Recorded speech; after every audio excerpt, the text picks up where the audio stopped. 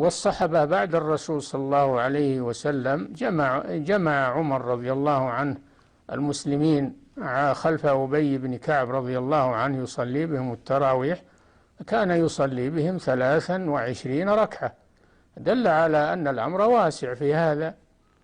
فإن أردت أن تفعل مثل ما فعل الرسول تقتصر على 11 أو 13، فإنك تفعل مثل ما فعل الرسول، كان يطيل القراءة ويطيل الركوع ويطيل السجود، وهذا إنما إذا صلى الإنسان وحده فإنه يفعل هذا. وأما إذا كان يؤم المسلمين فإنه يراعيهم ويخفف عليهم. ولهذا الصحابة لما جمع عمر المسلمين على أبي صلوا 23 ركعة، فزادوا في العدد وخففوا في الصفة رفقا بالمسلمين.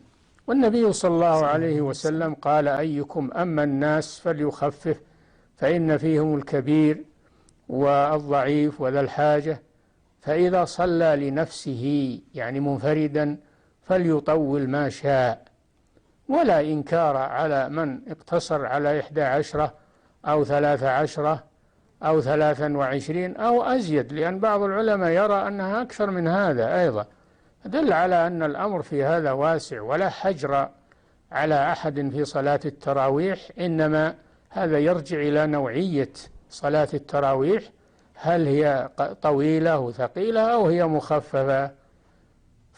فإن زاد في الركوع والسجود وأطال القراءة فهذا يقلل الركعات، وإن خفف